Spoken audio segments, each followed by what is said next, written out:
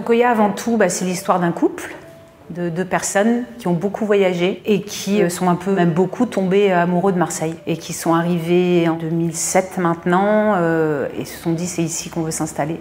Mais ce qu'on voulait surtout, c'est ouvrir un salon de coiffure en appartement. On voulait le côté coconneux de l'endroit. Tokoya, c'est un magasin de coiffure en japonais parce qu'on aime beaucoup l'Asie. On a beaucoup voyagé en Asie et on s'était dit tiens, pourquoi pas.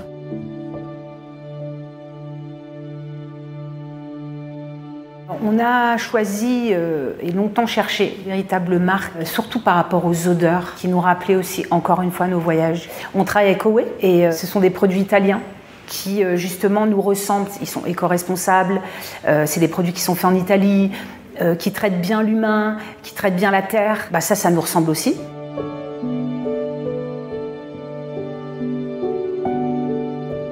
Alors notre playlist c'est très importante. Ça, la musique, moi sans musique je ne peux pas travailler. Et David c'est pareil. On a des fois des soirs entiers où David cherche de la musique pour le lendemain, de se dire tiens il y a un nouvel album. Et d'ailleurs tout le monde nous dit votre playlist elle est super, dites-moi ce que c'est, tout le temps. Alors on a chacun notre spécialité. Moi je suis plus en couleur, ça s'est fait ça au fur et à mesure des années. Bon, David faisait aussi de la technique, mais petit à petit on s'est rendu compte que moi j'étais plus en couleur, David plus en coupe, c'est plus notre truc.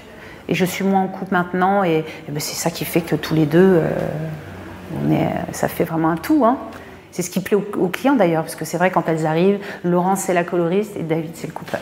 Tokoya m'a beaucoup donné, j'ai appris beaucoup. Alors que quelque part j'ai ouvert ce salon maintenant il y a 15 ans, mais j'ai l'impression que c'est vraiment une des plus belles expériences de ma vie, je pense, 15 ans, par rapport aux clients, aux gens que j'ai rencontrés, à l'histoire de ce salon.